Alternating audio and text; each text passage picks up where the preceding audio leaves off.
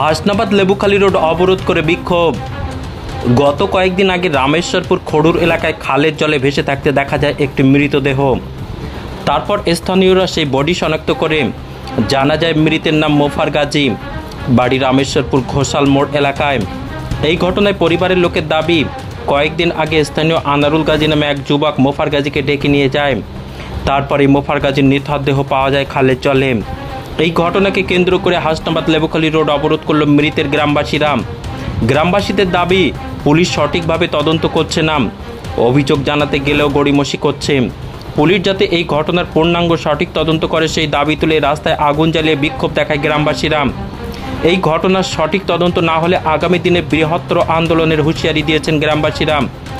অবশেষে হাসনাবাদ থানার পুলিশের আশ্বাসে অবরোধ উঠে যায়। এমএস নিউজ বাংলা চ্যানেলের পরবর্তী খবর সবার আগে পেতে ইউটিউবে চ্যানেলটি সাবস্ক্রাইব করুন, ফেসবুক পেজ ফলো করুন, ফলো বাটন ক্লিক করুন, সেই সঙ্গে খবরটি ফেসবুকে প্রচুর পরিমাণে শেয়ার করুন।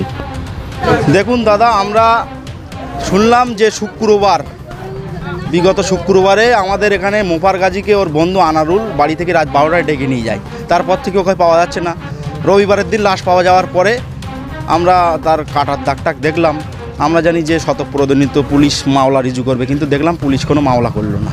তারপরে আমরা বারবার যাচ্ছি থানায়, অভিযোগ নিচ্ছে না। কালকে আমরা আইনজীবী একজন উকিলকে নিয়ে গিয়েছিলাম, 3-4 ঘন্টা বসিয়ে রেখে আমাদের নিল না। এমনকি থানায় যে লেখে তারাও লিখতে চাইছে না, বলছে আমাদের চাপ আছে। আমরা নিজেরা লিখলাম, তারপরেও বলছে যে বলো যে ওখানে আরেকটা কলম লেখো যে লেটে আমরা দেরিতে এসেছি অভিযোগ জমা দিতে, তারিখ দিলে হবে না। তারিখ দিয়েছে, আমাদের কেস নেয়নি। রাত্রে আমরা আমাদের উকিল সহকারে বাড়ি এসে আজকে আমরা আমাদের যাতে আইনত সঠিক তদন্ত এবং সঠিক বিচার পাই এই পরিবারটা, তার জন্য আমাদের আজকে এই পথে নামা।